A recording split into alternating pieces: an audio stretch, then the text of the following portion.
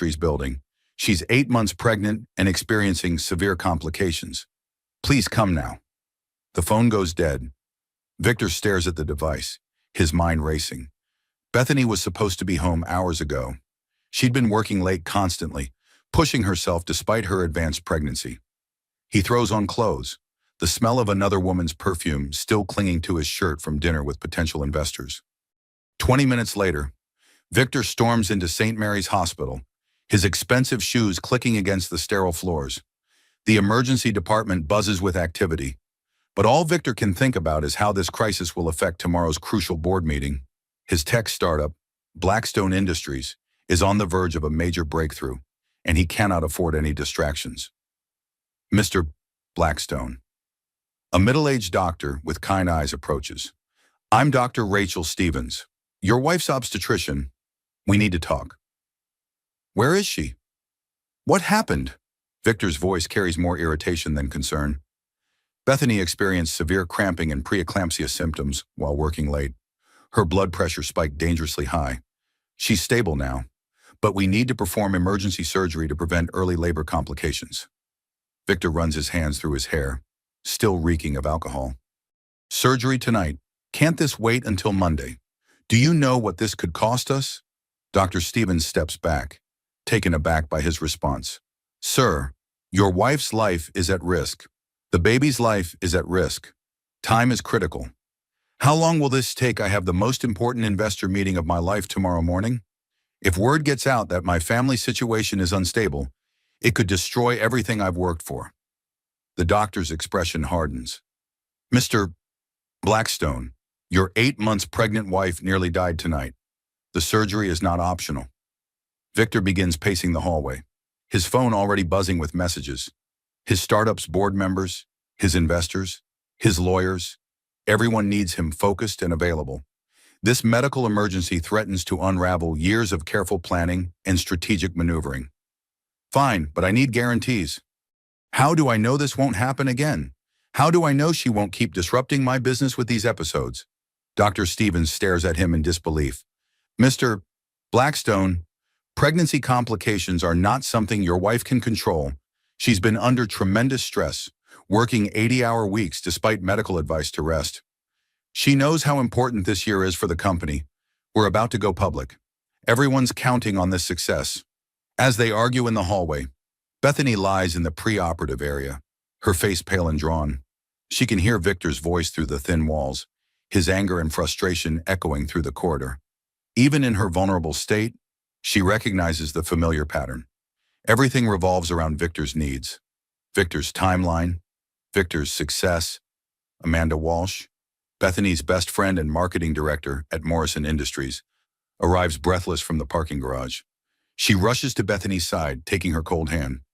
I got here as soon as I heard, your father's on his way too. Bethany's eyes fill with tears.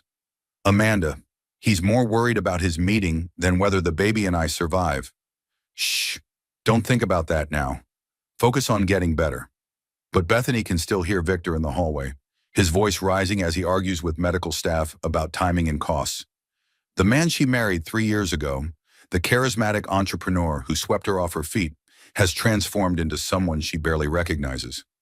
Mrs. Blackstone, we need to prep you for surgery now, a nurse explains gently, beginning to wheel her gurney toward the operating room. Victor appears at her side, his face flushed with anger. Beth, you need to tell them to wait. 24 hours. That's all I need. The Hartwell Group is flying in from Tokyo specifically for this presentation. Bethany looks up at her husband, searching his face for any sign of genuine concern for her welfare. Instead, she sees only the calculating expression of a man whose primary worry is protecting his business interests. Victor, I'm scared, she whispers. You'll be fine. You always are. But this timing is absolutely terrible. Couldn't you have managed your stress better? Couldn't you have seen this coming? The words hit Bethany like physical blows. Even as she faces surgery to save her life and their unborn child, Victor focuses entirely on how her medical crisis inconveniences him. Dr. Stevens intervenes, her voice firm. Mr. Blackstone, I need you to step back. Your wife requires surgery immediately, and I need her to wait 12 hours. Surely you can give her something to stabilize her until after my meeting. The medical team exchanges shocked glances. Amanda grips Bethany's hand tighter, her own anger building at Victor's callous behavior. Sir, this is not negotiable, Dr. Stevens states firmly. Your wife could lose the baby if we don't operate now. Victor's response sends chills through everyone present. Then maybe that would solve some problems? The words hang in the air like poison. Bethany's eyes widen in shock and pain. Amanda gasps audibly. Even Victor seems surprised by his own statement, but he doesn't retract it. As the medical team wheels Bethany towards surgery, she realizes that her marriage has become something toxic and dangerous. The man she once loved views her pregnancy, their child, and her very life as obstacles to his ambition. In the operating room preparation area, Dr. Stevens documents Victor's disturbing responses in Bethany's medical file. His behavior raises serious red flags about the patient's home environment and emotional support system. Victor retreats to the hospital waiting area, still making business calls despite the early morning hour. He contacts his assistant, his board members, anyone who might help minimize the impact of this unwelcome disruption to his carefully planned schedule. Yes, it's a minor medical issue. She'll be fine by tomorrow afternoon. No need to reschedule anything. He lies smoothly into his phone, but deep in the operating room, Dr. Stevens works to save both Bethany and her unborn child from complications that could have been prevented with proper rest and stress management. Rest that Victor consistently discouraged in favor of maintaining his business interests. The surgery will take 3 hours. Victor spends that time strategizing how to spin this crisis to his advantage, never once considering that his wife might need emotional support, understanding, or compassion. When Amanda finally reaches Chairman Douglas Morrison at his estate, her voice shakes with urgency and disbelief. Mr. Morrison, it's about Bethany. She's in emergency surgery. And Victor is acting like her life doesn't matter at all. The chairman's response is immediate and cold. I'll be there in 20 minutes. Document everything Victor says and does. Everything. As dawn approaches, the battle lines are drawn. On one side stands Victor Blackstone, consumed by ambition and viewing his family as business assets. On the other side, the Morrison family begins to mobilize, recognizing that their daughter has married a man who poses a genuine threat to her welfare. The emergency surgery succeeds, but it marks the beginning of a war that will destroy Victor's empire and reveal the true cost of prioritizing profit over people. Dr. Stevens emerges from surgery at dawn, her scrubs still damp with perspiration. Victor paces the hospital corridor, his phone pressed to his ear, scheduling damage control meetings for later that morning. The surgery went well, Dr. Stevens announces. Both mother and baby are stable, but Bethany needs complete bed rest for the remainder of her pregnancy. Victor barely looks up from his phone call. How long before she can return to work? We have a major product launch in 6 weeks. Mr. Blackstone, your wife cannot work for the next month. Any stress could trigger premature labor or worse complications. Victor ends his call abruptly, his face darkening. Doctor, you don't understand. My wife is the marketing director for a major division of Morrison Industries. She can't just disappear for a month during our most critical period. Amanda stands beside Bethany's recovery bed, watching her friend sleep peacefully for the first time in weeks. The contrast between Victor's agitation and Bethany's peaceful state highlights the toxic dynamics that have been building in their marriage. Perhaps, Dr. Stevens suggests carefully, this is an opportunity for Mr. Blackstone to prioritize his family's health over business concerns. Victor's laugh is harsh and bitter. Easy to say when you don't have $50 million in investor funding dependent on perfect execution. Easy to say when you don't have 200 employees depending on this launch for their jobs. And easy to ignore when your wife nearly died last night, Amanda interjects, her voice sharp with disapproval. Victor turns on Amanda with sudden fury. This is family business. I don't need commentary from employees. I'm not just an employee. I'm Bethany's best friend, and I've watched you systematically destroy her health and happiness for the past 2 years.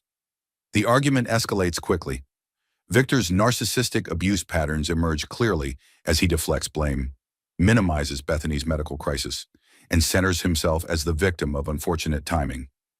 Beth knew what she was signing up for when she married an entrepreneur. She knew my business would require sacrifices from both of us. Now suddenly she's too delicate to fulfill her commitments. Dr. Stevens documents every word, recognizing the psychological abuse underlying Victor's statements. His language reveals a man who views his pregnant wife as a business asset rather than a human being deserving care and protection. Bethany stirs in her hospital bed, slowly regaining consciousness. The first sound she hears is Victor's angry voice berating Amanda for interfering in family matters. Victor, Bethany's voice is weak but hopeful. He immediately shifts his tone, moving to her bedside with practiced charm. Hey, sweetheart, you gave us quite a scare, but everything's fine now, and we can get back to normal. The baby, perfectly healthy, Dr. Stevens confirms, but you need to rest completely for the next month. Victor's jaw tightens, but he maintains his facade. Actually, doctor, I've been thinking, maybe Beth could work from home light duties only. Of course, she's brilliant at her job, and the team really depends on her insights. Bethany feels the familiar pressure building. Even recovering from emergency surgery, Victor expects her to prioritize his business needs over her own health and their child's welfare. I don't think I can. Victor, I feel so weak. You'll feel stronger once you're engaged with meaningful work. Lying around will just make you more tired. Dr. Stevens intervenes firmly. Mrs. Blackstone's body needs time to recover. Any work-related stress could trigger another crisis. Victor's mask slips slightly. With all due respect, Doctor, you're not running a multi-million-dollar company. Beth and I will figure out what works for our situation. Amanda watches this exchange with growing alarm. Victor's psychological manipulation techniques are textbook narcissistic abuse, love bombing, gaslighting, and emotional blackmail wrapped in reasonable-sounding language. Bethany doesn't need to figure out anything except how to rest and recover, Amanda states firmly. Victor's eyes flash with anger. Amanda, I think it's time for you to leave. Family decisions should be made by family members. Actually, I asked Amanda to stay, Bethany says quietly, finding strength in her friend's support. The power dynamic shifts subtly. For the first time in months, Bethany asserts a preference that contradicts Victor's wishes. His reaction is swift and telling. Beth, you're not thinking clearly. The surgery medications are affecting your judgment. Amanda's presence is just creating unnecessary drama. I want her here, Bethany repeats more firmly. Victor's facade crumbles entirely. Fine, but don't expect me to baby you through every minor medical issue. Some of us have real responsibilities. He storms from the room, leaving Bethany shocked by his callous dismissal of her near-death experience as a minor medical issue. Amanda moves closer to Bethany's bed. Honey, this isn't normal. The way he talks to you, the way he prioritizes his business over your life, this is abuse. Bethany's eyes fill with tears. But he's under so much pressure. The company launch is everything to him. And what are you to him? What is your baby to him? The question hangs in the air as Bethany confronts the painful truth. Victor's behavior during her medical crisis reveals his true priorities with crystalline clarity. In the hospital corridor, Victor paces frantically, making calls to reschedule meetings and manage the fallout from his absence. His primary concern remains protecting his business interests, not supporting his recovering wife. Tell the board that Beth had a minor procedure, nothing serious. We're still on track for the launch timeline, he instructs his assistant. But Dr. Stevens has already documented Victor's concerning statements about his wife's health being inconvenient to his business plans. Hospital social workers are reviewing the case for signs of domestic psychological abuse. When Chairman Douglas Morrison arrives at the hospital, his presence immediately changes the atmosphere. The 61-year-old business titan radiates authority and barely contained fury. Where is my daughter? He asks Amanda directly, bypassing Victor entirely. Room 307. She's awake and asking for you. Douglas studies Victor with cold calculation. I understand you've been making business calls in the emergency department while your 8 months pregnant wife underwent surgery. Sir, with respect, family crises require careful management to minimize damage to everyone involved, Victor responds, attempting to maintain his professional demeanor. Damage to everyone involved, Douglas repeats slowly. Interesting perspective. The chairman enters Bethany's room, his expression softening immediately as he sees his daughter's pale, exhausted face. "Daddy," she whispers, tears flowing freely. "I'm here, sweetheart. Everything's going to be all right." But outside in the corridor, Victor continues his calls, his voice rising as he argues with board members about maintaining the launch schedule, despite his wife's inconvenient timing. Dr. Stevens approaches the chairman privately. "Mr. Morrison, I'm concerned about your daughter's home environment. Her husband's responses to this medical emergency raise serious red flags." Douglas Morrison's expression hardens. "Document everything, doctor, every statement, every interaction. I have a feeling we're going to need detailed records very soon." The transformation begins here, in this hospital room, as the people who truly love Bethany start recognizing the narcissistic abuse she's endured and begin planning to protect her from the man she married. Victor remains oblivious, convinced his smooth talking and business success make him untouchable. He has no idea that Chairman Douglas Morrison is already making calls of his own, not to business partners, but to lawyers, investigators, and allies who specialize in protecting vulnerable family members from dangerous spouses. The battle for Bethany's future has begun, and Victor Blackstone is about to discover that some opponents fight with weapons he never imagined existed. 2 days later, Bethany prepares for discharge from St. Mary's Hospital. Dr. Stevens reviews her care instructions while Victor paces impatiently near the window, his phone buzzing constantly with business updates. "Complete bed rest for 2 weeks minimum," Dr. Stevens emphasizes. "No work, no stress, no lifting anything heavier than a coffee cup." "We understand," Victor interrupts. "Beth's very capable of managing her own recovery." Bethany sits on the hospital bed, still weak but grateful to be going home. The baby has been stable throughout her stay, but she remains anxious about potential complications. "I've arranged for a home health aide," Amanda mentions, entering the room with discharge paperwork. Victor's head snaps up. "That's unnecessary. I can handle Beth's care myself." "You have 12-hour days scheduled all week," Amanda points out. "The product launch meetings with the Hartwell Group, the investor presentations, the media interviews, those can be rescheduled if necessary." Victor lies smoothly. Bethany knows better. Victor has never rescheduled a business meeting for family reasons. His narcissistic abuse patterns include making promises he has no intention of keeping, designed to control her expectations and prevent her from seeking outside support. "Actually, a health aide sounds helpful," Bethany says quietly. Victor's mask slips slightly. "Beth, we don't need strangers in our home during this sensitive time. What if information about your condition reaches competitors? What if they use your health issues to question my focus and leadership?" Even her recovery becomes about protecting his business interests. Bethany feels the familiar weight of being responsible for managing Victor's image and success. Dr. Stevens completes the discharge process, but her concerns about Bethany's home support system lead her to document additional recommendations for frequent follow-up appointments and emergency protocols. The drive home passes in tense silence.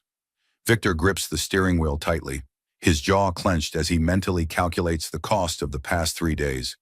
Missed meetings, rescheduled presentations, and the perception of instability among his investors. Their downtown penthouse overlooks the city's financial district, a constant reminder of Victor's ambitions and achievements. The space is decorated like a corporate showroom rather than a family home, with expensive furniture chosen for impressive aesthetics rather than comfort. "I'll help you to bed," Victor says, his tone suggesting this assistance is a significant burden. "I can manage," Bethany replies, not wanting to increase his resentment. "No, the doctor said you need help. I'll handle it." But his version of help includes constant commentary about inconvenience and disruption. As Bethany slowly climbs the stairs, Victor explains how her condition affects his schedule, his meetings, and his professional reputation. The board is asking questions. Some investors are concerned about leadership stability during family crises. "I need you to understand how your health issues impact more than just you." The psychological abuse continues relentlessly. Victor positions himself as the victim of Bethany's medical needs, making her feel guilty for requiring care and support during a high-risk pregnancy. Once Bethany is settled in bed, Victor's phone rings immediately. He answers without hesitation. launching into an animated discussion about product specifications and market positioning. Yes, I'm fully available now. The medical situation is resolved, and we're back on track. Bethany lies in bed, listening to her husband describe her near-death experience as a minor disruption to potential business partners. The emotional isolation feels overwhelming. Amanda arrives that evening with groceries and homemade soup, finding Bethany alone while Victor attends an emergency board meeting. He left you by yourself on your first day home from the hospital. There was a crisis with the software development team. Victor had to manage it personally. Amanda sits on the bed's edge, studying her friend's defeated expression. Bethany, this isn't normal spousal behavior. When someone you love faces a medical emergency, you prioritize their recovery. But his company really is at a crucial stage. $50 million in funding, 200 employees, years of development work. It all depends on perfect execution over the next 6 weeks. And what about you? What about your baby? Before Bethany can respond, Victor returns home, his expression stormy. The board meeting apparently did not go well, and he's looking for someone to blame. Beth, I need you to call your father tomorrow. Some board members are questioning whether family medical issues will continue disrupting our timeline. What am I supposed to say? Tell him this was a one-time incident. Assure him that your health won't interfere with business operations again. The request reveals Victor's fundamental misunderstanding of pregnancy and medical care.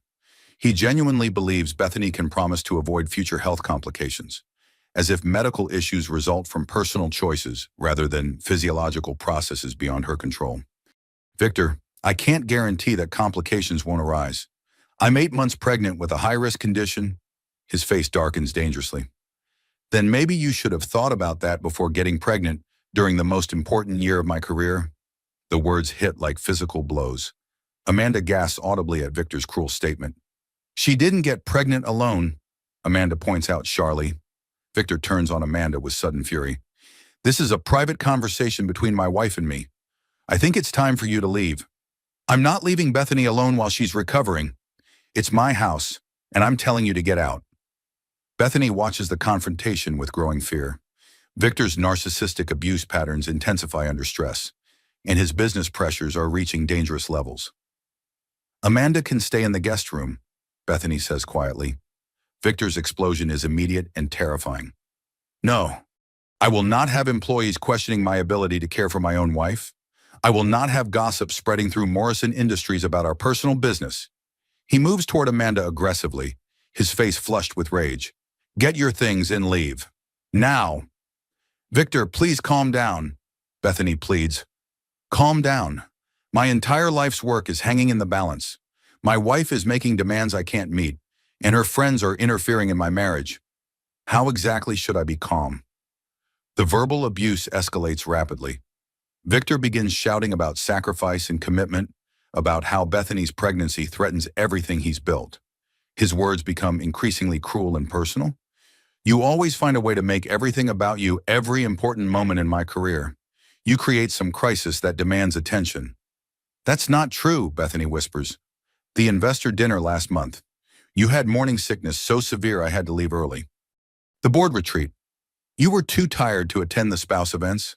The product demo, you needed me to drive you to a doctor's appointment. Victor's narcissistic worldview becomes crystal clear. Bethany's pregnancy symptoms are deliberate sabotage of his success rather than natural biological processes requiring support and understanding. Amanda stands her ground despite Victor's intimidating behavior. Those were legitimate medical needs, not manipulation tactics. Medical needs that somehow always coincide with my most important professional moments. The argument reaches a breaking point when Victor accuses Bethany of weaponizing her pregnancy to control his schedule and damage his reputation with investors. You're doing this on purpose, he shouts. You can't stand that my business is succeeding, so you create medical emergencies to remind everyone that your needs come first. Bethany struggles to sit up in bed, her face pale with shock and hurt. How can you say that I almost died 3 days ago? Almost died from stress you created by working too hard against medical advice. Almost died from conditions you could have managed better if you'd been thinking about anyone besides yourself. The psychological abuse reaches stunning cruelty. Victor rewrites history to make Bethany responsible for her own medical crisis, eliminating his role in pressuring her to work excessive hours despite pregnancy complications. Amanda moves protectively closer to Bethany's bed. Victor, you're being completely unreasonable. Your wife needs support, not accusations. My wife needs to understand that marriages require sacrifice from both partners. My sacrifice is working 18-hour days to provide for our family. Her sacrifice should be managing her health without disrupting my ability to succeed. The narcissistic abuse reaches its peak as Victor positions himself as the long-suffering provider whose wife selfishly refuses to manage her pregnancy conveniently. He shows no recognition of the contradiction in his logic, demanding both that Bethany work excessive hours to support his business and that she manage her health perfectly to avoid inconveniencing his schedule. I want Amanda to stay tonight, Bethany says firmly. Victor's response crosses the line from psychological abuse into physical intimidation. He moves toward the bed aggressively, his hands clenched into fists. This is my house, my marriage, and my decision. Amanda leaves now, or I'll call security to escort her out. The threat hangs in the air as Bethany realizes her husband has become someone genuinely dangerous. His narcissistic abuse patterns have escalated to the point where he views her friend's presence as a threat to his control over the family. Amanda recognizes the dangerous dynamics and makes a quick decision. I'll go, but I'm calling you every hour to check on you. As Amanda gathers her things, Victor continues his verbal assault on Bethany, blaming her for creating drama and division in their marriage by choosing friends over her husband's legitimate needs. The evening ends with Bethany alone, frightened, and beginning to understand that her marriage has become a prison controlled by a man whose narcissistic abuse knows no boundaries.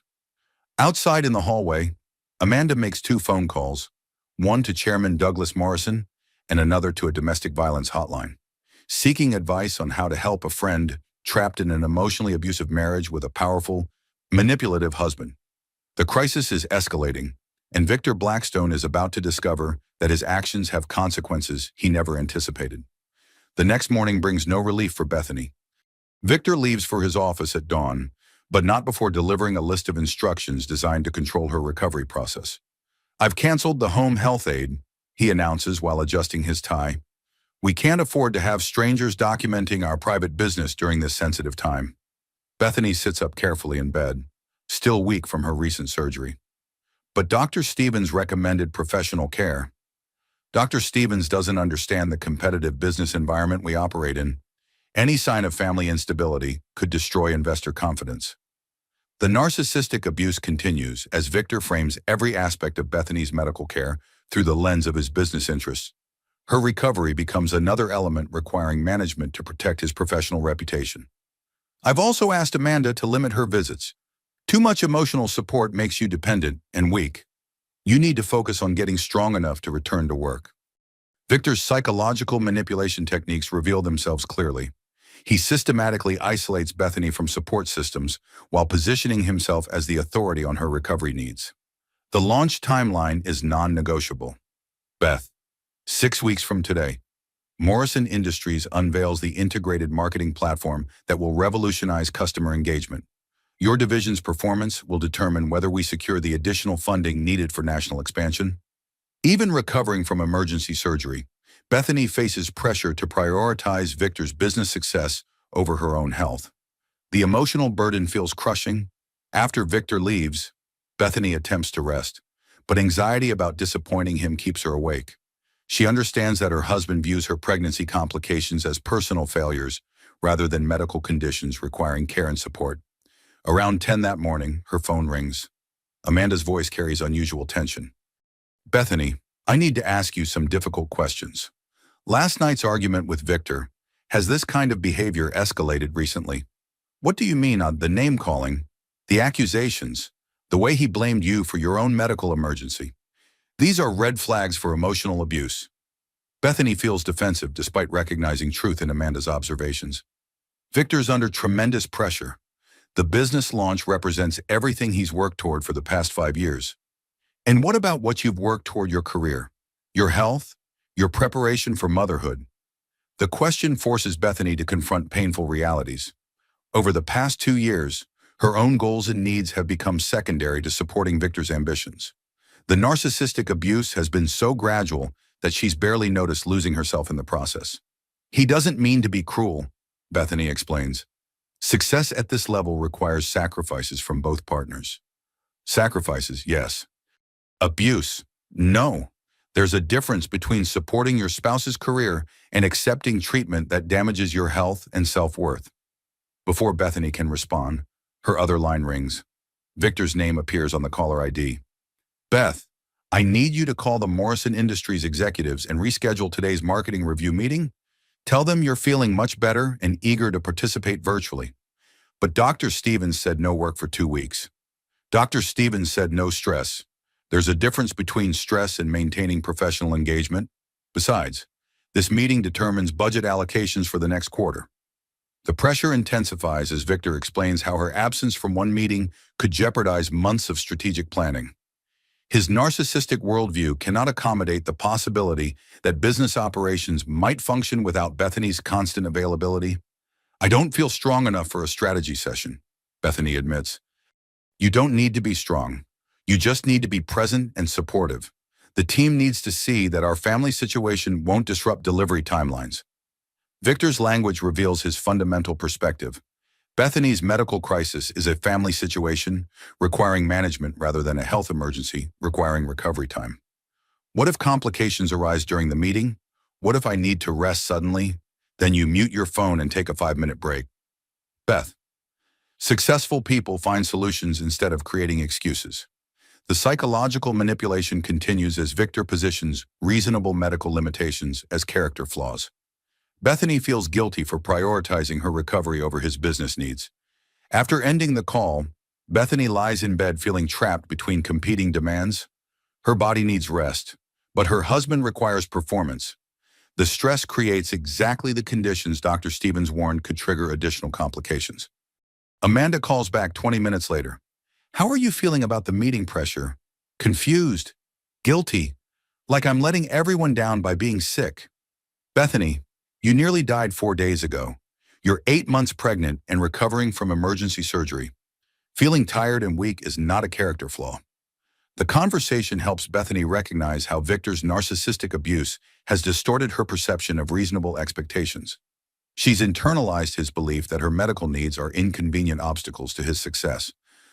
What would happen if you simply said no to the meeting? Amanda asks. Victor would be furious. The team would question my commitment. The executives might lose confidence in our division's leadership. Or they might understand that pregnant women sometimes need medical care, and business operations can continue temporarily without your input. The radical concept that businesses can function without her constant availability challenges beliefs Victor has instilled through months of psychological pressure. That afternoon, Chairman Douglas Morrison makes an unexpected visit to the penthouse.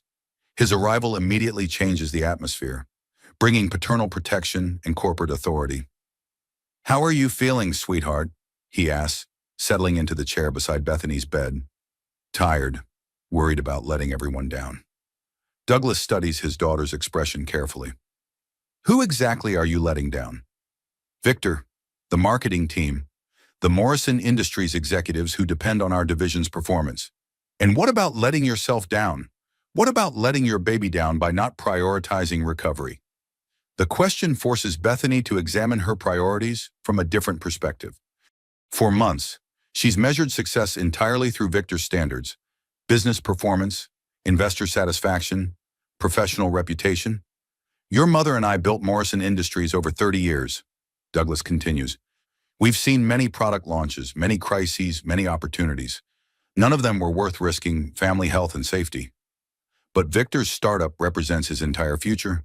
Everything depends on perfect execution over the next 6 weeks. Douglas's expression hardened slightly. Bethany, successful businesses adapt to challenges. They don't demand that pregnant women sacrifice their health for launch timelines. The conversation continues as Douglas helps Bethany understand that Victor's inflexible demands reflect poor leadership rather than necessary business practices. Strong companies build systems that can accommodate temporary changes without collapse. I'd like to suggest something, Douglas says carefully. What if you took complete medical leave until after the baby arrives? Morrison Industries can reassign your responsibilities temporarily. The suggestion terrifies Bethany. Victor would never agree. He needs me available for strategic decisions and client communications. Victor's needs aren't the only consideration here. Your health matters. Your baby's safety matters. Your peace of mind during this pregnancy matters. Douglas's words reveal the fundamental flaw in Victor's approach. His narcissistic abuse creates false urgency around business needs while minimizing legitimate family priorities. That evening, when Victor returns home, Bethany attempts to discuss the possibility of extended medical leave. His reaction is swift and harsh. Absolutely not. We're 6 weeks away from the most important launch in company history. I need my marketing director focused and available, not hiding behind pregnancy excuses. It's not hiding. It's recovering from a serious medical emergency. An emergency that's been resolved. You're home, you're stable, and you're perfectly capable of participating in strategic planning from bed if necessary. Victor's narcissistic worldview cannot accommodate the possibility that recovery requires time and rest rather than immediate return to full productivity. He views Bethany's medical needs as conscious choices designed to manipulate his schedule.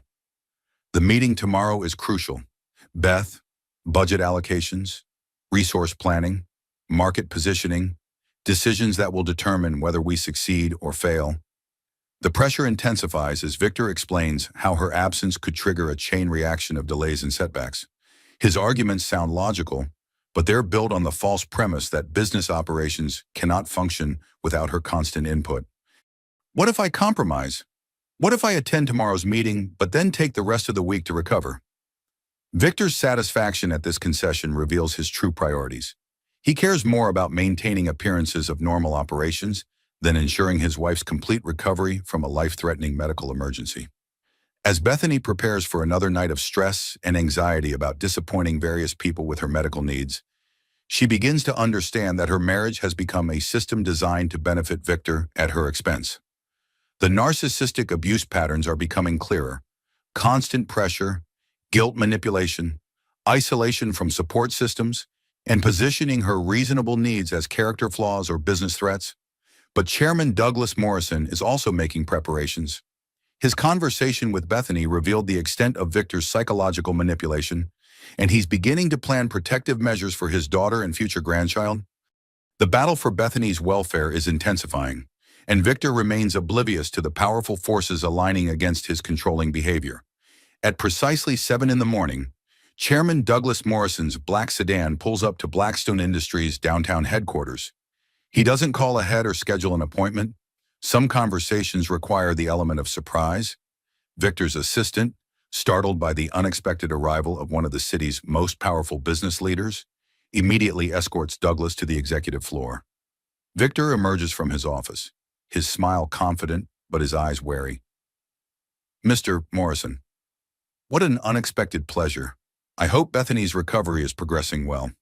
Douglas studies Victor carefully, noting the practiced charm that conceals calculating ambition. "That's exactly what I came to discuss." They settle into Victor's corner office, surrounded by awards, newspaper clippings, and photographs documenting his rise from startup founder to industry leader. The space reflects Victor's narcissistic personality. Every surface celebrates his achievements. "I understand you've been pressuring my daughter to return to work despite medical advice for complete rest." Douglas begins without preamble. Victor's mask slips slightly. "Sir, I think there may be some misunderstanding. Beth and I are partners in building something revolutionary. She understands that success requires dedication from both of us. Partners don't manipulate their pregnant wives into attending business meetings 4 days after emergency surgery." The accusation hangs in the air as Victor recalibrates his approach. He can't afford to antagonize Chairman Morrison, whose influence extends throughout the business community. "Mr. Morrison, I have tremendous respect for your daughter's strength and capabilities. Perhaps she's portrayed our discussions as more pressured than intended." Douglas leans forward slightly. "Are you suggesting my daughter is lying about your behavior?"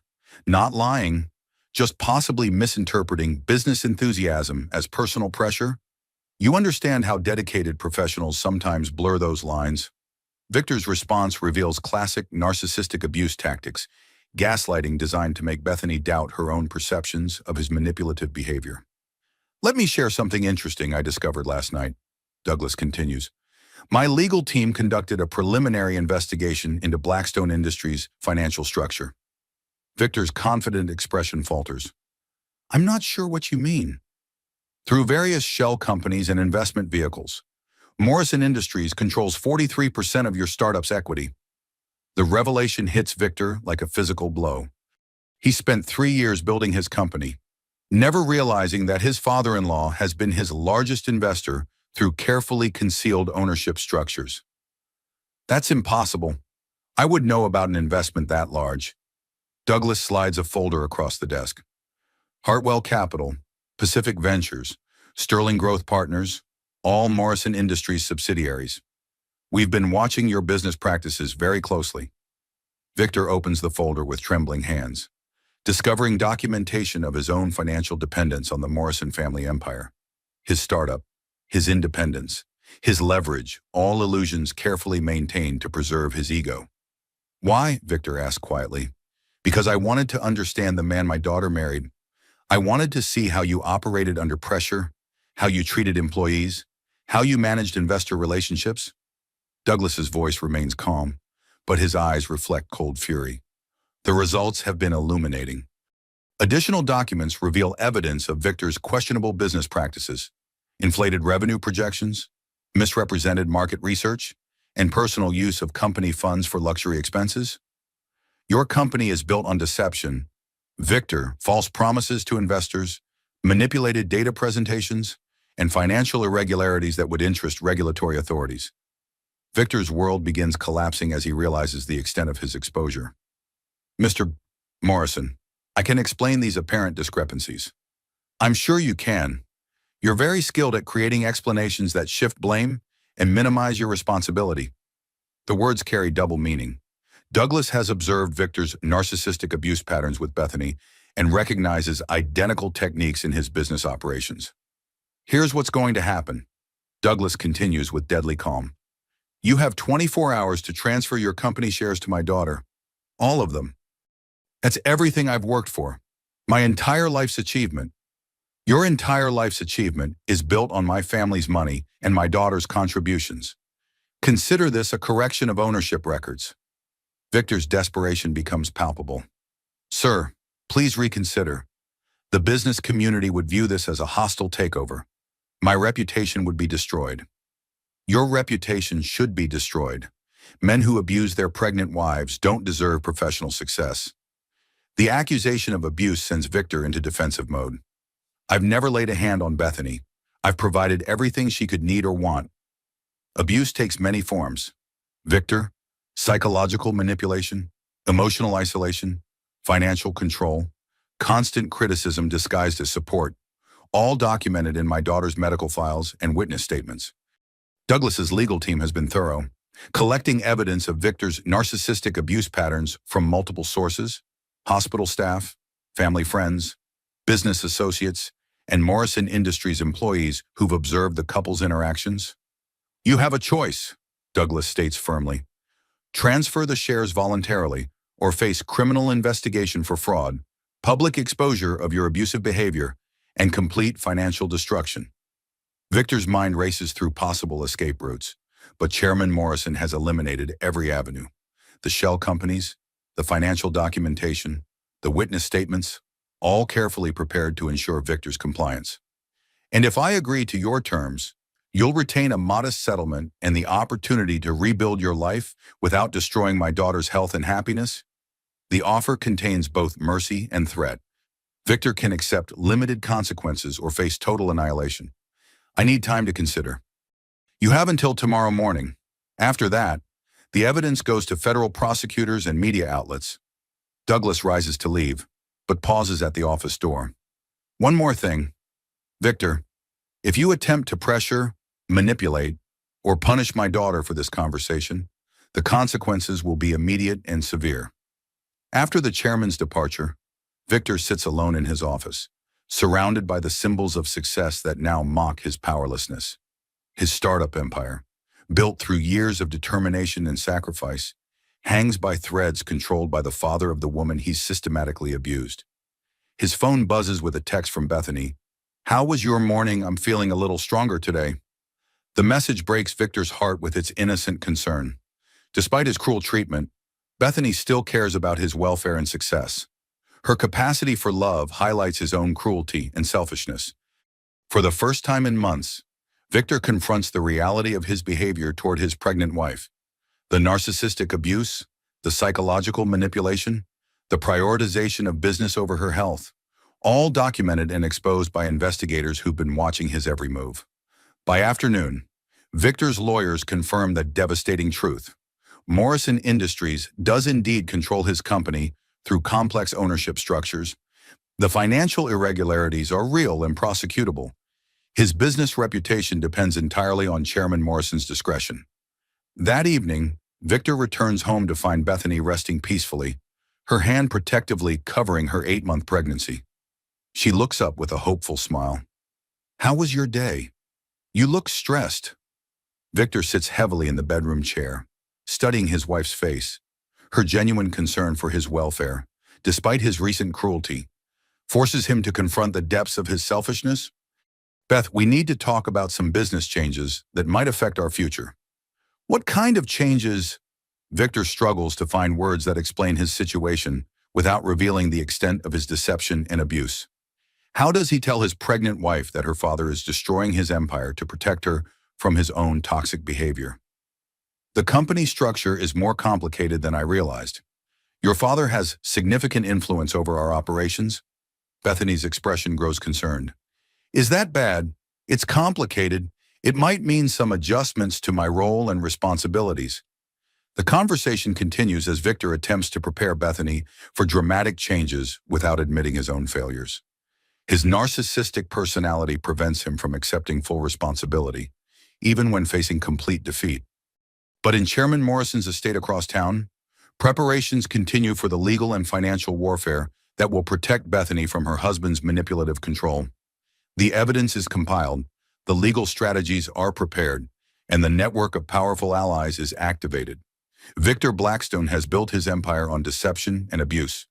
Tomorrow, he'll discover that some foundations cannot support the weight of such corruption. The reckoning approaches, and there will be no escape from the consequences of treating a pregnant woman as a business asset rather than a beloved wife deserving protection and care. The next morning, Victor stares at legal documents that will determine his future. The papers spread across his desk represent complete surrender, transfer of all company shares, resignation from executive positions, and acknowledgement of Morrison Industries' majority ownership. His phone rings at exactly 9 o'clock. Nathan Pierce, Morrison Industries' head legal counsel, speaks with professional courtesy that cannot mask underlying steel. "Mr. Blackstone, I trust you've reviewed our proposal." "It's not a proposal, it's an ultimatum. Accurate assessment. Have you reached a decision?" Victor looks around his office one final time. The awards, the photographs, the symbols of achievement that defined his identity for 5 years. "What guarantees do I have that this ends the matter? Full compliance results in a quiet transition. Non-compliance results in public exposure and criminal prosecution. The choice remains yours." The conversation ends quickly. Victor signs the documents with shaking hands, officially transferring his life's work to the woman he's systematically abused for months. Meanwhile, at the penthouse, Bethany receives an unexpected visit from Dr. Stevens, who arrives with concerning news from the hospital's social services department. "Mrs. Blackstone, I need to discuss some observations from your recent stay." Bethany settles carefully into the living room chair, her 8-month pregnancy making movement difficult. "Is something wrong with the baby?" "The baby is fine, but we've documented concerning patterns in your husband's behavior during your medical crisis." Dr. Stevens explains how hospital staff observed Victor's responses to Bethany's emergency surgery, his anger about timing, his prioritization of business meetings, his accusations about inconvenient medical needs. These behaviors suggest possible emotional abuse, which can be dangerous during pregnancy and postpartum recovery. Bethany feels defensive despite recognizing truth in the doctor's concerns. Victor's been under tremendous pressure with his company launch. He doesn't mean to be insensitive. "Mrs. Blackstone, Pregnancy-related stress that threatens maternal or fetal health is never acceptable, regardless of external pressures. The conversation continues as Dr. Stevens explains how emotional abuse during pregnancy correlates with postpartum depression, bonding difficulties, and long-term relationship problems. I'm required to document these concerns and recommend support resources. Would you be willing to speak with a counselor who specializes in helping women navigate difficult family dynamics? Before Bethany can respond, Victor returns home unexpectedly, his face ashen and his hands shaking. He stops short upon seeing Dr. Stevens in their living room. "Doctor, I wasn't expecting a house call. Mr. Blackstone, I was just explaining to your wife about support resources available during high-risk pregnancies." Victor's jaw tightens. "We have excellent private health care. Beth doesn't need additional support systems." The exchange reveals Victor's continued attempts to isolate Bethany from outside assistance, even as his own world collapses around him. Dr. Stevens maintains professional composure while documenting Victor's controlling responses to medical recommendations. Support systems benefit entire families, not just patients. After the doctor leaves, Victor struggles to explain his early return home without revealing the devastating meeting with Chairman Morrison. "There were some business developments that required immediate attention," he says vaguely. "What kind of developments?" Victor moves to the window, unable to meet his wife's eyes. "Partnership changes, restructuring decisions. Nothing that affects you directly. But everything affects Bethany directly. Victor's startup provided their income, their social status, their future security. The company's transfer to Morrison Industries will fundamentally alter their life circumstances." That afternoon, Amanda arrives with disturbing news from Morrison Industries headquarters. Something major is happening with Victor's company. Legal teams, financial auditors, document transfers. Everyone's talking about significant ownership changes. Bethany feels growing anxiety about developments beyond her understanding. Victor mentioned partnership adjustments, but he seemed very upset about something. "Bethany, I think your father might be intervening to protect you from Victor's behavior." The suggestion terrifies Bethany more than comforts her. "I don't want my family destroying Victor's career because of misunderstandings about our marriage." "What if they're not misunderstandings? What if your father recognizes abuse patterns you've been conditioned to accept as normal?" Amanda's question forces Bethany to examine her marriage from an outside perspective. Has Victor's treatment genuinely been abusive, or has pregnancy stress simply magnified ordinary relationship tensions? "He's never hit me," Bethany says quietly. Physical violence isn't the only form of abuse. Emotional manipulation, financial control, isolation from support systems, constant criticism, these behaviors damage relationships and mental health. The conversation helps Bethany recognize patterns she's been minimizing. Victor's systematic dismantling of her confidence, his positioning of her needs as obstacles to his success, his punishment of her medical requirements. That evening, Nathan Pierce calls Bethany directly, requesting a private meeting to discuss legal protections available during her pregnancy and recovery period. "Mrs. Blackstone, recent developments may create opportunities to ensure your safety and security during this vulnerable time." "What kind of developments?" "Changes in your husband's business situation that affect family finances and decision-making authority?" Bethany agrees to the meeting, despite knowing Victor would oppose outside legal consultation. Her growing recognition of his controlling behavior makes independent advice seem increasingly necessary. When Victor returns that evening, his demeanor has changed dramatically. Gone is the confident entrepreneur. In his place sits a defeated man facing the destruction of his carefully constructed empire. "Beth, we need to discuss some significant changes in our circumstances." "What happened today?" Victor struggles with explanations that acknowledge his failures without admitting abuse or deception. "Your father's business interests have become more involved with my company than I previously understood." "Involved how?" "He's been a major investor through various channels. His influence over company operations is more extensive than I realized."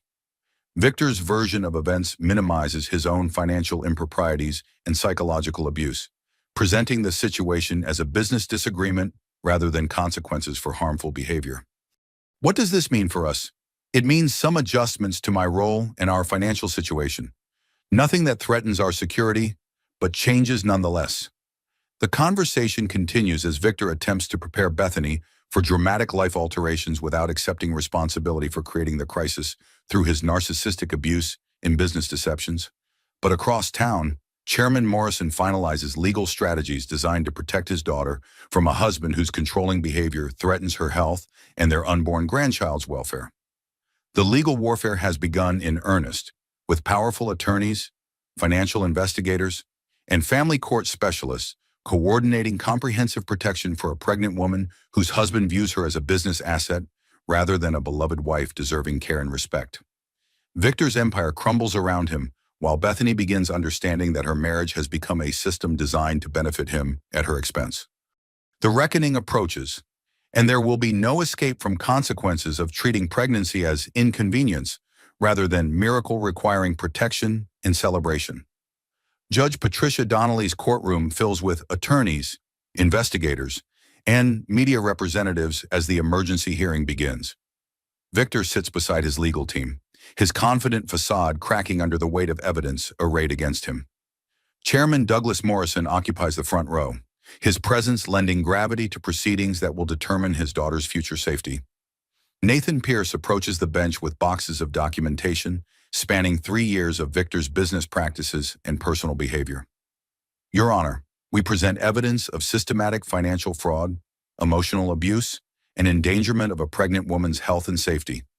Judge Donnelly, known for her no-nonsense approach to domestic relations cases, reviews the preliminary filings with growing concern. The documentation spans hospital records, business communications, witness statements, and financial audits. Mr. Blackstone, these are serious allegations.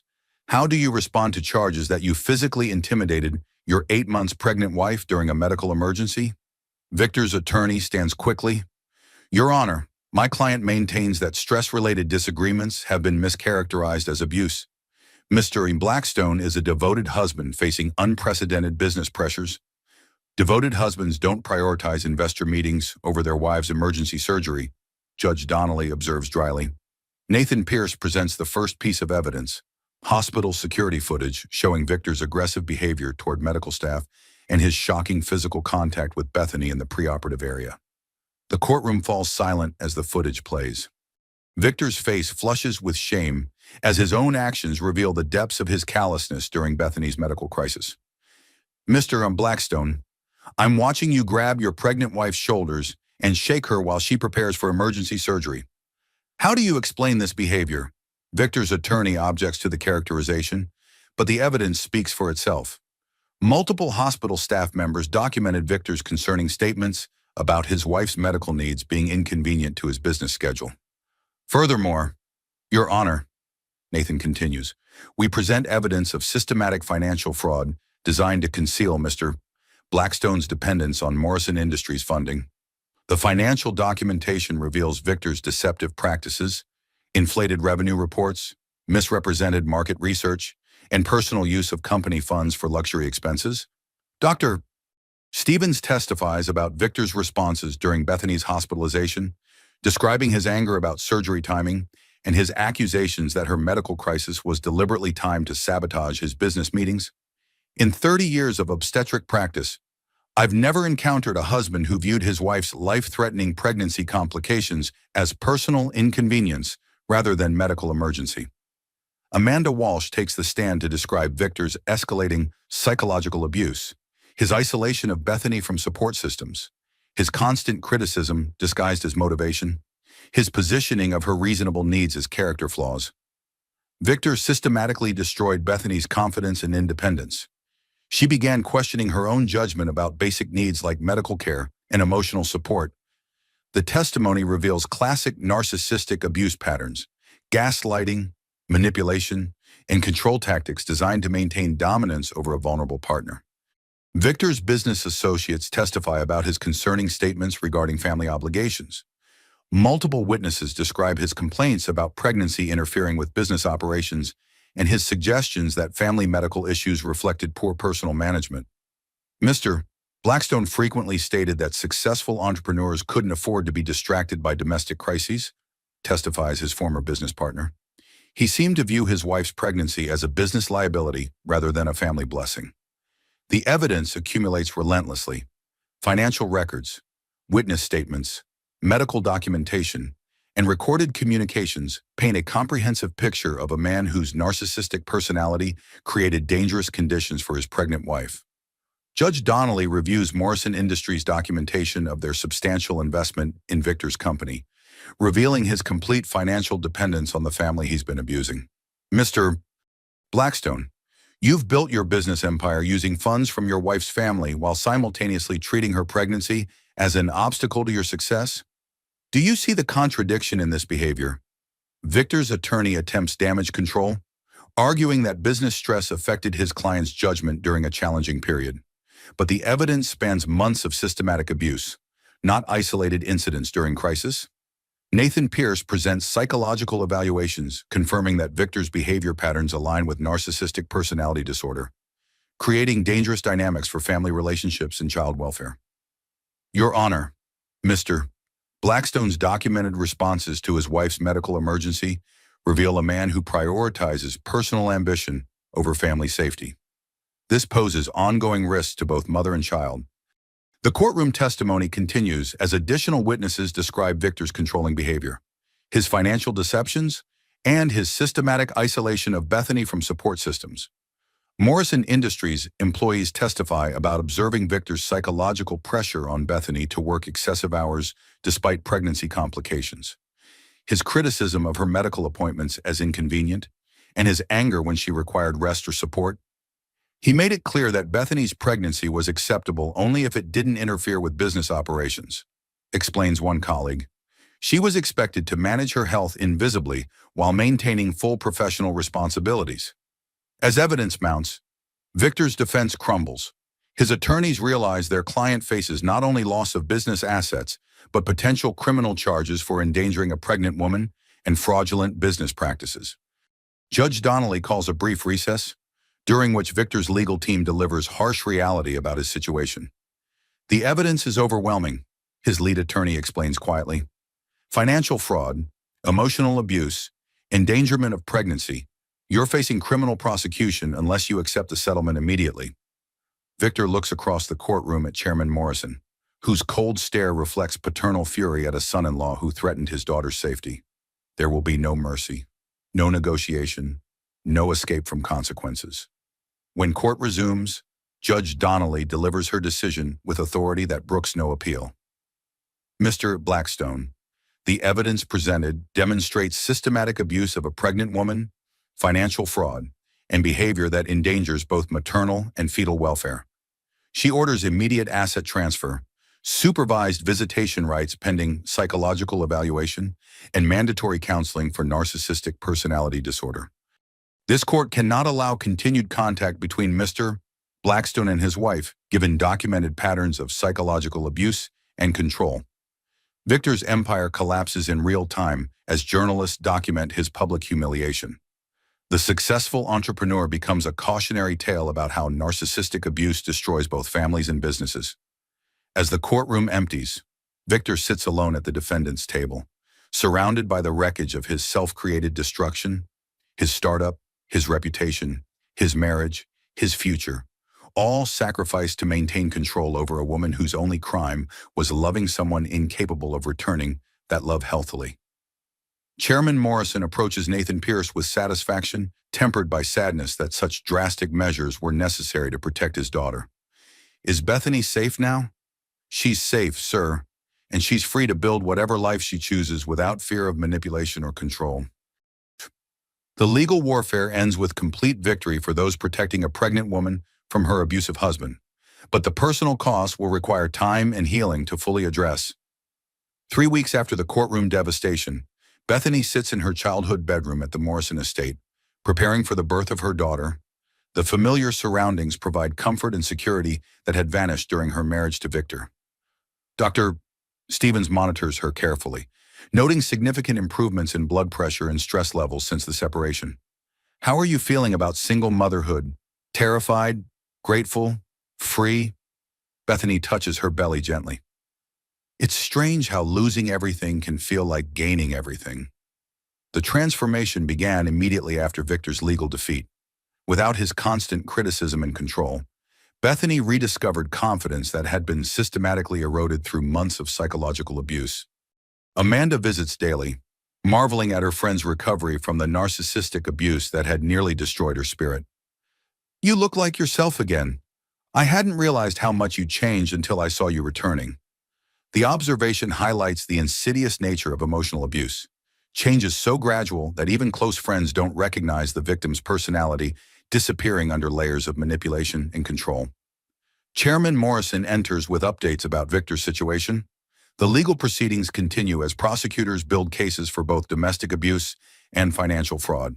He's lost everything: the company, the penthouse, his professional reputation. Several former business partners are pursuing civil suits for misrepresented investments.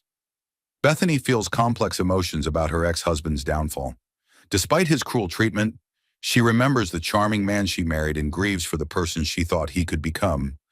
What happens next? He faces criminal charges for financial fraud and a separate trial for domestic abuse. His attorneys are recommending plea agreements for both cases. The legal process will continue for months, but Bethany's immediate safety is secured through restraining orders and supervised visitation arrangements that protect both mother and child from further manipulation. Dr. Stevens explains how stress reduction dramatically improves pregnancy outcomes. "Your blood pressure has stabilized, the baby's growth is excellent, and all complications from your emergency surgery have resolved completely." The medical improvements underscore how Victor's behavior created genuine health risks during a vulnerable pregnancy. His narcissistic abuse contributed directly to conditions that could have been fatal for both mother and child. "I want to understand why I accepted his treatment for so long," Bethany tells the family counselor her father arranged. "How did I lose myself so completely?" The therapy sessions reveal classic patterns of narcissistic abuse: love bombing, gradual isolation, gaslighting, and systematic destruction of self-worth designed to maintain control over an intimate partner.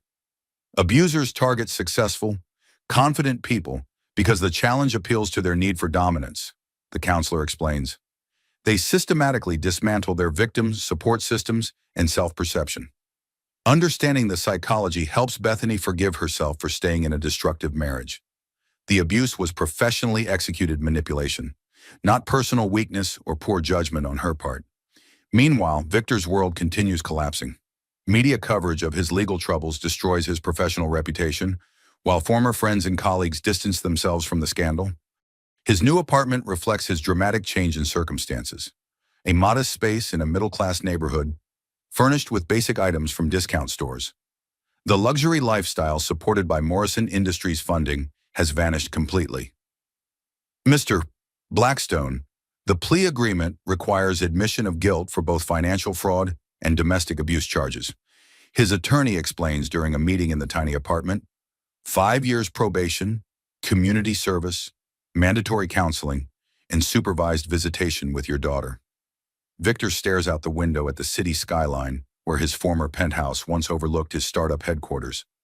Both buildings now house other people living other dreams.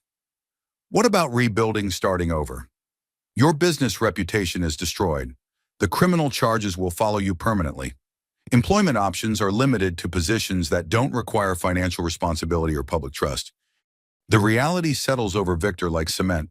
His narcissistic abuse of Bethany triggered consequences that extend far beyond their marriage, destroying every aspect of the life he spent years building. Back at the Morrison estate, Bethany begins planning her daughter's future with resources and support Victor's controlling behavior had made impossible to access. "I want to establish a foundation for domestic abuse survivors," she tells her father. "Using the proceeds from Victor's former company to help other women escape similar situations?" Chairman Morrison smiles proudly at his daughter's strength and compassion. "The board of directors will approve that initiative immediately. It's an appropriate use of funds recovered from someone who caused such harm." The foundation becomes Bethany's new mission, transforming her painful experience into resources for other women facing narcissistic abuse and control from intimate partners. Dr. Stevens brings encouraging news about the pregnancy. All signs indicate a healthy delivery. The stress reduction has eliminated virtually all risk factors from your earlier complications. Bethany feels profound relief that her daughter will be born into an environment of love and support rather than tension and psychological manipulation. I used to worry that Victor's stress would somehow affect the baby's development. Now I realize my stress about his stress was the real danger. The insight reflects Bethany's growing understanding of how narcissistic abuse creates cycles of anxiety and self-doubt that damage both relationships and health. As her due date approaches, Bethany feels stronger and more confident than she has in years. The woman who nearly died from pregnancy complications caused by psychological stress has transformed into a powerful advocate for maternal and family welfare. Victor's plea hearings proceed quietly, attracting little media attention. The man who once commanded headlines for his business success now faces consequences for his failures as a husband and father. He signs the agreements mechanically, accepting responsibility for behavior that destroyed his marriage, endangered his wife's health, and created criminal liability. The court requires acknowledgement that your actions constituted domestic abuse. The prosecutor states clearly, "Do you understand and accept this designation?" Victor nods silently, the word abuser now part of his permanent legal record. His narcissistic personality struggles with accepting responsibility, but the evidence allows no alternative interpretation. The reckoning is complete. A powerful businessman reduced to minimum wage employment and supervised access to his daughter, while his former victim builds new life dedicated to protecting other women from similar harm. Bethany's journey from abuse survivor to advocate demonstrates that strength often emerges from surviving situations that initially seem impossible to overcome. Her daughter will be born free from the toxic dynamics that characterized her parents' marriage, growing up instead in an environment that celebrates her mother's courage and resilience in choosing safety over status, truth over manipulation, and love over control. 6 months after her daughter Emma's birth, Bethany stands before the Morrison Industries Board of Directors, presenting her transformation of Victor's failed startup into the Maternal Wellness Initiative, a profitable subsidiary focused on supporting working mothers and pregnant women. The market research reveals significant gaps in corporate support for maternal health and family wellness, Bethany explains confidently, her presentation skills sharper than ever. Our integrated platform addresses these needs while generating sustainable revenue streams. Board members nod approvingly as Bethany outlines strategic plans that combine social impact with sound business practices. Her vision extends far beyond Victor's narrow focus on profit maximization, incorporating employee welfare and community support into the corporate mission. Chairman Morrison watches his daughter with pride, recognizing leadership abilities that narcissistic abuse had suppressed but never destroyed. Bethany's recovery reveals strength that her marriage had hidden under layers of manipulation and control. The foundation has already assisted over 200 women in escaping abusive relationships. Bethany continues, "We're documenting measurable improvements in maternal health outcomes when women receive appropriate psychological and financial support during pregnancy." Amanda, now serving as Bethany's Chief Operating Officer, presents financial data showing impressive growth across all business divisions. Their partnership flourishes without the toxic interference that characterized Victor's management style. Quarterly revenues exceed projections by 30%, with employee satisfaction scores at company-wide highs. Amanda reports, "The corporate culture prioritizes family welfare alongside professional achievement. The business success validates Bethany's leadership philosophy, supporting employees' personal needs enhances rather than undermines professional productivity." Victor's zero-sum approach, viewing family obligations as obstacles to business success, had been fundamentally flawed. After the board meeting, Bethany returns to her office overlooking the city's business district. The space reflects her values: comfortable furniture for nursing mothers, family photographs, and mission statements emphasizing both profit and purpose.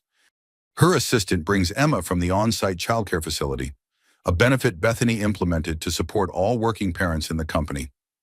The baby girl, now 6 months old, babbles happily as her mother balances conference calls with feeding schedules. "How's our little CEO in training?" Amanda asks, tickling Emma's feet while discussing marketing strategies for the maternal wellness platform. "She's learning early that women can be both successful mothers and effective leaders," Bethany replies.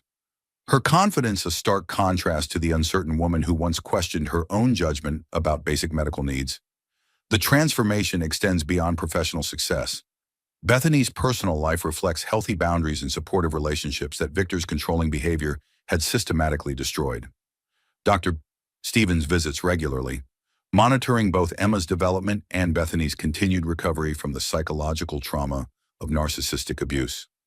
Your stress levels remain stable, blood pressure is excellent, and bonding with Emma appears completely natural. The doctor observes during a routine checkup. The contrast with your condition during pregnancy is remarkable. Bethany nurses her daughter while reviewing foundation applications from women seeking assistance to escape abusive relationships. Each story resonates with her own experience of gradual isolation and psychological manipulation. I want to expand our legal assistance program, she tells Nathan Pierce during their monthly foundation meetings. Too many women can't afford the kind of comprehensive legal support that protected me. Nathan nods approvingly. We're already seeing increased demand. Word spreads quickly in communities where domestic abuse survivors need resources and advocacy. The foundation's growth reflects both need and effectiveness. Bethany's personal experience with narcissistic abuse provides authenticity that resonates with women facing similar challenges. Meanwhile, Victor's circumstances continue their downward trajectory. His minimum wage job at a warehouse loading dock provides barely enough income for basic living expenses and child support payments. His supervised visits with Emma occur under court-mandated observation, with social workers documenting his interactions and assessing his fitness for increased parental responsibility. Mr. Blackstone, your daughter doesn't recognize you as a primary caregiver, the social worker notes during a particularly awkward visit. Building meaningful relationships requires consistent, positive engagement over time. Victor struggles with basic childcare tasks, his narcissistic personality ill-equipped for the selfless devotion that healthy parenting requires. Emma cries during most visits, sensing tension and unfamiliarity in his interactions. His mandatory counseling sessions address the personality disorders that created abusive relationship patterns. But progress is slow and uncertain. Narcissistic personality disorder requires extensive therapy to modify deeply ingrained thought patterns, his court-appointed psychologist explains. Many patients resist treatment because they view their behavior as justified rather than harmful. Victor's resistance to accepting responsibility continues undermining his recovery. He maintains that business pressures excused his treatment of Bethany, refusing to acknowledge that pregnant wives deserve support regardless of external circumstances. Back at Morrison Industries, Bethany's success creates new opportunities for expansion and innovation. Her leadership style, collaborative rather than controlling, supportive rather than manipulative, generates both loyalty and results. We're receiving inquiries from companies nationwide wanting to implement our maternal wellness programs. Amanda reports during their weekly strategy meeting. The market demand exceeds our current capacity. Bethany considers expansion possibilities while bouncing Emma on her lap. Growth is good, but not at the expense of our core mission. Every decision must prioritize family welfare alongside business success. The philosophy represents a complete rejection of Victor's approach, which had sacrificed family needs for corporate ambition. Bethany's model proves that supporting employees' personal lives enhances rather than undermines professional achievement. Her romantic life remains focused on healing and personal growth. Several men express interest in dating a successful single mother, but Bethany prioritizes Emma's needs and her own psychological recovery. I'm learning to trust my instincts again, she tells her therapist. Victor's manipulation made me question my judgment about everything, including people's motives and character. The therapy continues addressing residual effects of narcissistic abuse, self-doubt, hypervigilance, and difficulty accepting that her needs matter as much as others' demands. Healthy relationships require mutual respect and support, the therapist emphasizes. Anyone who pressures you to sacrifice Emma's or your own welfare for their convenience displays red flags similar to Victor's behavior. Bethany's recovery includes developing firm boundaries about acceptable treatment from romantic partners, professional colleagues, and family members. Never again will she accept manipulation disguised as love or criticism presented as motivation. As Emma approaches her first birthday, Bethany reflects on the year's transformations. The terrified pregnant woman who nearly died from stress-related complications has become a confident leader, building businesses that prioritize family welfare.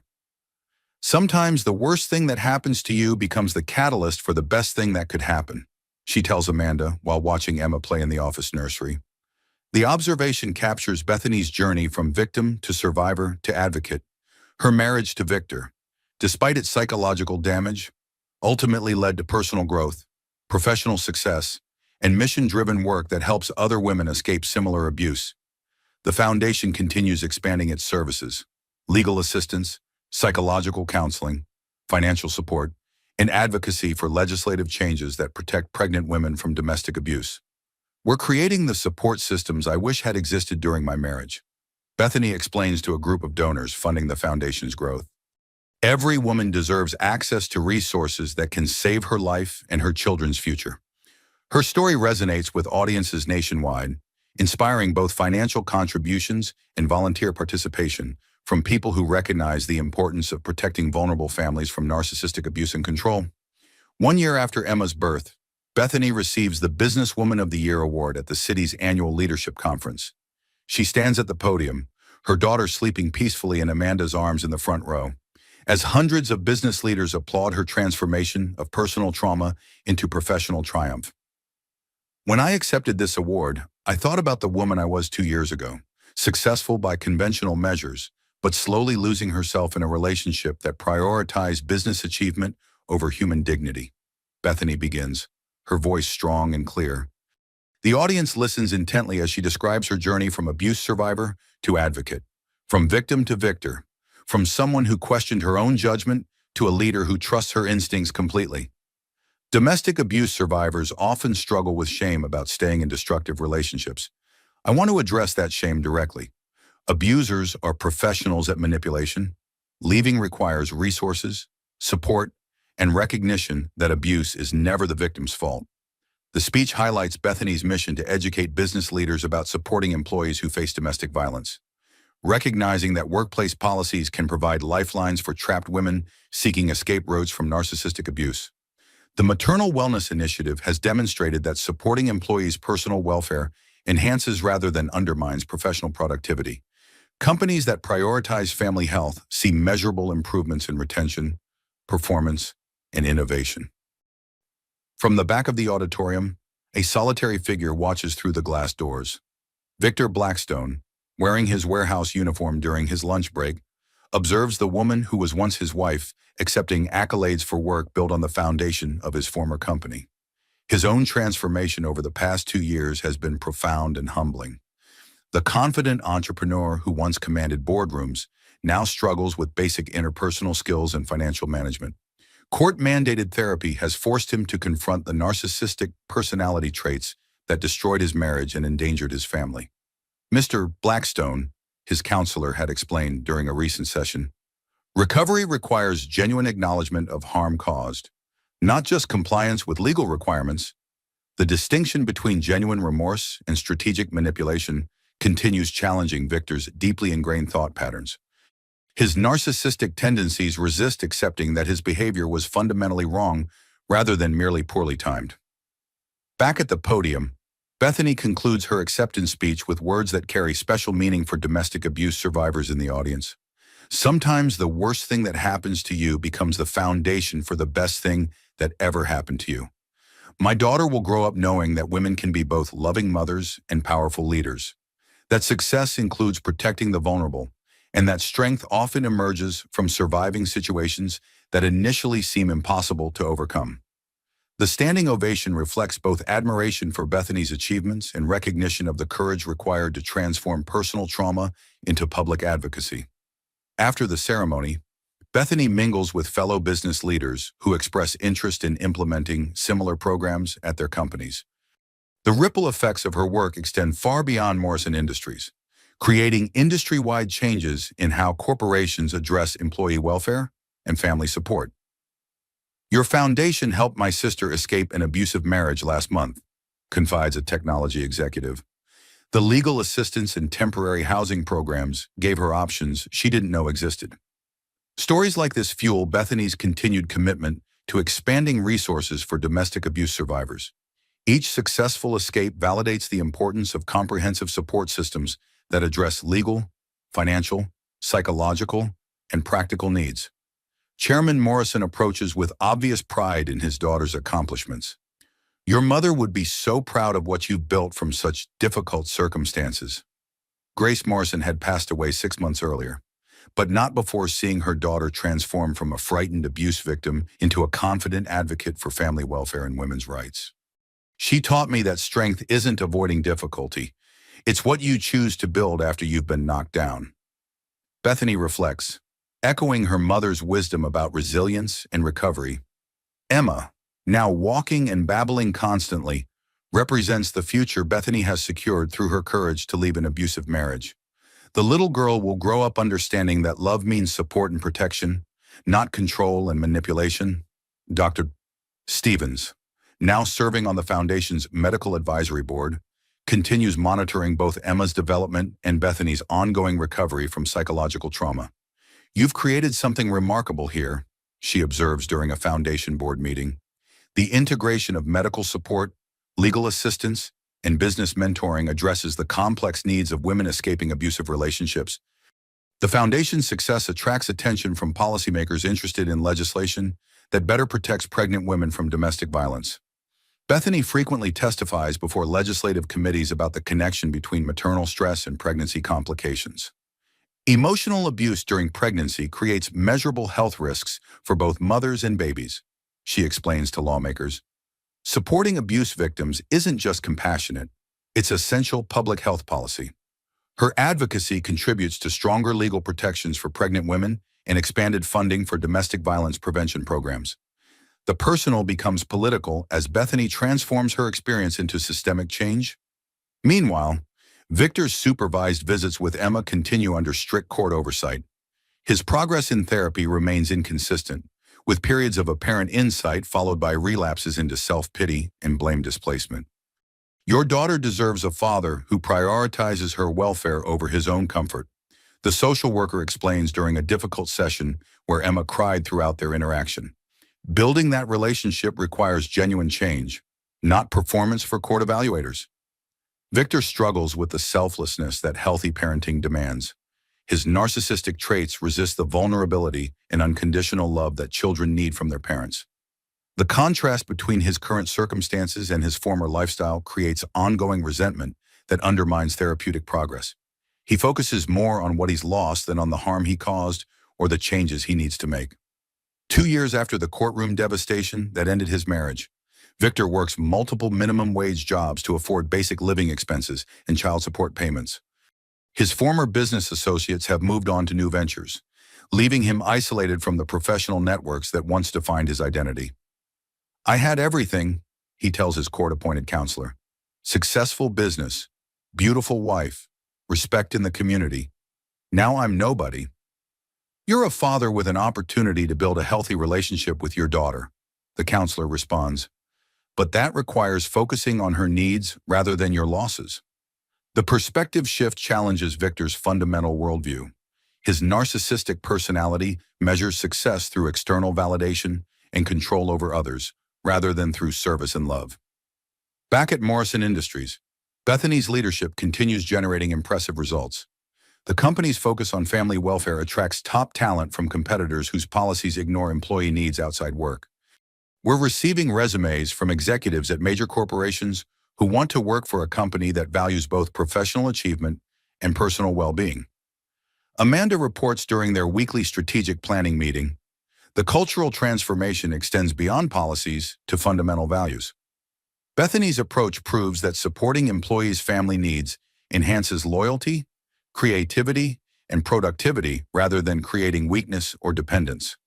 Her romantic life remains carefully managed, with therapy helping her recognize healthy relationship patterns versus manipulation tactics she learned to normalize during her marriage to Victor. I'm dating occasionally, but Emma and my work remain priorities. She explains to friends who encourage more active social life. Any partner worth having will understand that my daughter's welfare comes first. The boundary setting reflects hard-won wisdom about relationships based on mutual respect rather than control. Bethany's experience with narcissistic abuse taught her to recognize red flags and maintain independence, regardless of romantic involvement. As Emma approaches her second birthday, Bethany reflects on the journey from frightened abuse victim to confident leader building businesses that prioritize family welfare over profit maximization. The foundation now operates in 12 cities, providing comprehensive services to domestic abuse survivors and their children. The maternal wellness platform has been licensed to companies nationwide, creating industry standards for supporting pregnant employees and working mothers. We've helped over 1,500 women escape abusive relationships, Nathan Pierce reports during the Foundation's annual board meeting. Follow-up studies show significant improvements in both maternal and child welfare outcomes. The measurable impact validates Bethany's mission to transform personal trauma into systematic change that protects vulnerable families from domestic violence and control. Her story continues inspiring women facing similar challenges, demonstrating that survival is possible and that strength often emerges from surviving situations that initially seem impossible to overcome. Victor occasionally glimpses news coverage of Bethany's achievements, each article highlighting the success built from the ruins of their marriage. His own counseling progress remains uncertain, with court-ordered therapy addressing deeply ingrained personality patterns that resist meaningful change. The final chapter of their story remains unwritten, but the trajectory is clear. One partner chose accountability, growth, and service to others, while the other continues struggling with the consequences of prioritizing control over love, manipulation over support, and personal ambition over family welfare. Emma will grow up knowing her mother's courage created opportunities for thousands of women to escape dangerous relationships and build safe, healthy futures for themselves and their children. The legacy of strength and compassion will extend far beyond their family, touching lives that might otherwise have been lost to the particular cruelty of those who mistake control for love. In the end, justice was served not through revenge, but through transformation, turning the worst experience into the catalyst for the most meaningful work, proving that sometimes the greatest victory comes not from defeating an enemy, but from refusing to let their harm define your future. Bethany's final wisdom echoes in boardrooms and courtrooms, in therapy sessions and support groups, wherever women need reminding that their lives have value beyond what others might try to take from them. Your worth isn't determined by how someone treats you. Your strength isn't measured by what you've survived. Your future isn't limited by what you've lost. Sometimes the worst thing that happens to you becomes the foundation for the most important thing you'll ever do. The story ends not with an ending, but with a beginning. Emma taking her first steps toward a future where love means protection rather than control, where success includes lifting others rather than stepping on them, and where the word family means safety, support, and unconditional love rather than fear, manipulation, and conditional acceptance based on convenience to others' ambitions.